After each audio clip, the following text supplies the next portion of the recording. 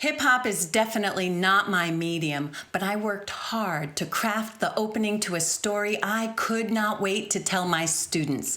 I wanted to tell them the true story of Abu Bakr, an African king who had sailed across the sea in the 1300s, nearly 200 years before Christopher Columbus sailed to this side of the world, ushering in the era of colonialism that we are still reckoning with.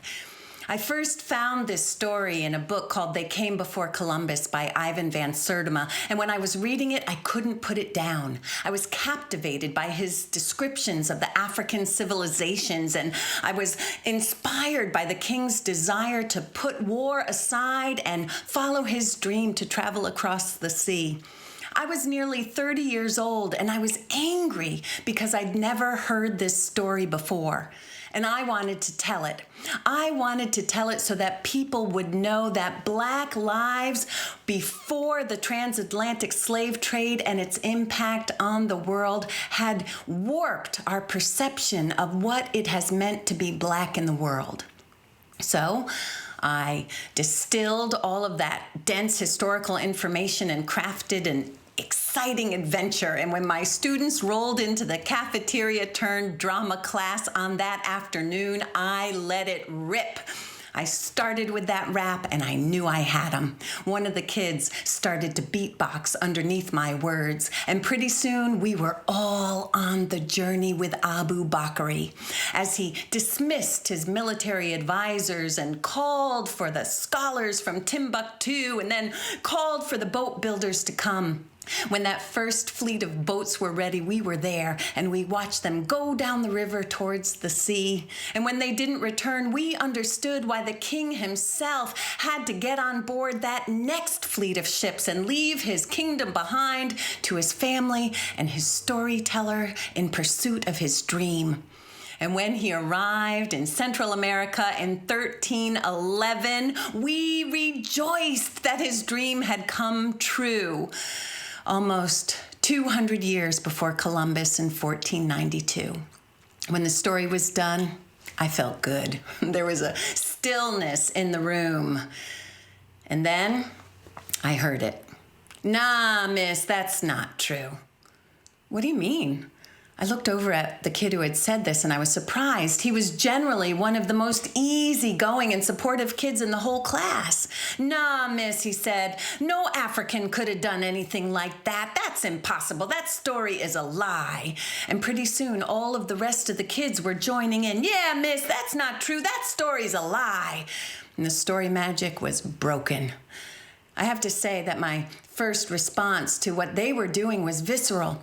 I was taken right back to my middle school days. In my small town, I was one of only a handful of Black kids in the entire school. And whenever we got to the part about Black history, it always started with slavery.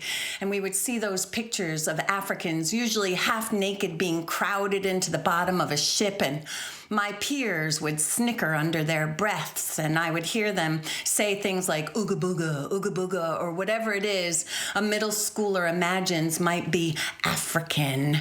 Because let's face it, we were all learning that they were primitive. Isn't that right? But even then, I knew in my bones that there was more to that. I just didn't know what it was. My mother was always trying to bring my brother and me books about Black history. And I remember Harriet Tubman and Frederick Douglass and Mary McLeod Bethune. But even those triumphant stories were always told in the context of slavery.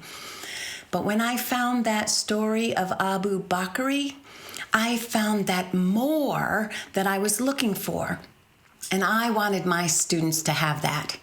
Here I was in a classroom with mostly Black and brown teenagers, and they couldn't even imagine that an African had sailed across the sea before Christopher Columbus. The young kid was Dominican, a mix of African and Spanish and European from the Caribbean, and he, like I, had somehow learned to denigrate Africa and her people. There's a saying in Zimbabwe that until the lion tells the story, the hunter always wins. There were mostly black and brown kids at this school, but there was only one full-time black teacher. All the others were white, and then those of us who were people of color were jobbed in to do extracurriculars. But we had a lot of leeway to bring in things that would benefit the students.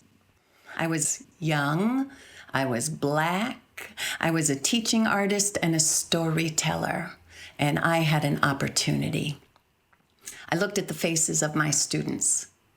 This is a true story, and it is not the only one.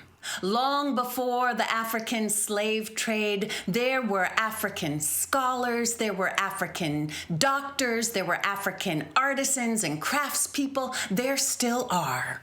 And we are going to learn and share their stories.